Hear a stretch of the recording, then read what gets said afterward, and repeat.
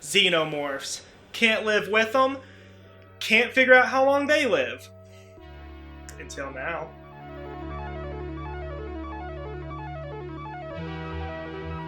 In Ridley Scott's sci-fi horror classic Alien, the titular alien ages pretty quick. After making his dramatic entrance of rudely interrupting a fancy dinner party by bursting out of our good pal Kane's chest, the small little creature quickly grows to adult size, almost instantly being bigger than everyone on the crew. This has led to a trend in the Alien film franchise, where we often see the Xenomorph start out as a newborn creature, only to become a full-sized adult monstrosity well within the runtimes. And that raises the question I'm here to answer. What exactly is this thing's lifespan? And how fast is it aging? Now it is worth noting that I'm only basing this off the first film, as the mythology around the Xenomorph changes from film to film a little bit. In Aliens, they bring in a queen and introduce a hive dynamic. In Alien 3, they introduce a space correctional facility and show how intergalactic reformation works. I haven't seen Alien 4, and you can't make me watch it. In AVP, the lifespan of the alien is exactly how long it takes for a predator to kill them. In Alien Covenant, the lifespan of the Xenomorph is simply longer than James Franco's. And Prometheus, it's got some ideas. There's also comics, fan films, novels, video games, and just so much other alien media that has been argued over what's canon or not, that honestly my only option here is to just do the first film and get you guys the answer you need, or spend the rest of my career doing this and painstakingly go over everything, only for someone to comment 20 years from now and tell me I was still wrong. Okay, and one last disclaimer. It is pretty heavily implied that the Xenomorph can go into some kind of hibernation sleep and live for thousands of years, like bears.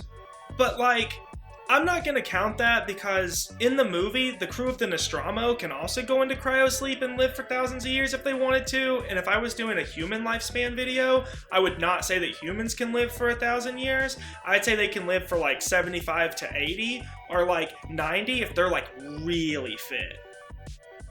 Alright then, so with all that out of the way, we're going to lock down the lifespan of the one single menace from the original Alien film. So to do this, we're going to have to lock down a baseline to work off of. Which for me means picking an existing creature that we do have the biology of that we can compare the Xenomorph to. So I wanted to use animals for this, but there's just not an animal out there that looks as gross as the Xenomorph. Except for fish. And even though fish look much more horrifying than this thing, they live in a drastically different ecosystem, so they're kinda out too. Which leaves insects. Those gross creepy crawlies that are just like the gross creepy crawlies that we're talking about. Based on what we know about a Xenomorph, it can be assumed that they are eusocial endoparasitoids.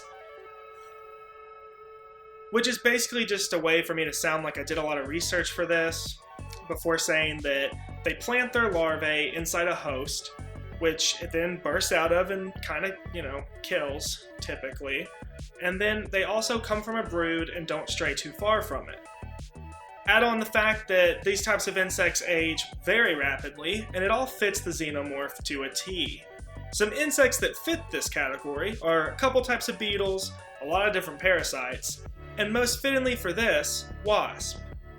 Some parasitic wasps even lay their eggs inside of other insects like caterpillars, and then when they're ready to hatch, they burst out, which is something I don't get to unsee because I thought it'd be fun to make a video about movies. Okay, so tuck wasp away for later, and let's talk aliens. So this guy comes from an egg, gets planted inside a host, bursts out, grows to full size, and gets launched into space. All within 1 2-hour movie. But how long did those things take? From incubation to birth happens over one evening, with the chest bursting happening at dinner of the same day that he was infected. Hours-wise, ballpark it at 8 hours. Then, The infant Xenomorph escapes into the ship, and the next time we see him, he's grown to full size, basically going from birth to adulthood in the time it took the crew to search the ship for him. I am generously giving this amount of time 2 hours. So the Xenomorph goes from incubation to being a full adult in 10 hours, putting dog years to absolute shame. This raises the pivotal question that I have. Do these things continue to age past adulthood as fast as they reached it? If the crew had taken a little bit longer to look for this thing, would they have found it on a walker or already retired in Florida? To crack this egg, we're going to need to grab those wasps we talked about earlier with our bare hands. Wasps live in a hive with their queen, and they can become dormant to keep themselves alive through the winter, living for far longer than their lifespan would normally permit, much like aliens. But we're looking specifically at parasitic wasps, which grow inside their host insect, burst out, and immediately devour it. Pretty similar, except the chest burster didn't stick around to devour his host after interrupting his dinner. It takes a parasitic wasp about 8 days to fully incubate inside its host insect, which is extremely convenient to my poor math skills as it's 1-to-1 to the 8 hours that it takes a Xenomorph. After bursting out, the parasitic wasps go from pupae to full adult in 6 days, which would be compared to 2 hours in the case of the Xenomorph. Then, as an adult, the parasitic wasp lives for an average of 40 days. So let's do some space math. So if it takes a Xenomorph 2 hours to age what a wasp does in 6 days, or 144 hours, then we know that the wasp lives for 40 days, or 960 hours. We can figure that a Xenomorph would age those 40 days in a matter of 13 to 15 hours.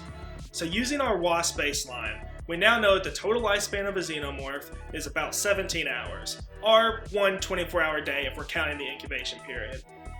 So, while hindsight is obviously 2020, and waiting it out would never work if there was an alien queen or a full nest, it seems to me like if the gung-ho crew of the Nostromo had been more willing to hole up, wait it out, play some games, maybe eat some snacks, work remotely for a while, instead of just moving about the ship freely like there isn't a literal life-threatening threat out there, I don't know, maybe it would have saved a lot of lives.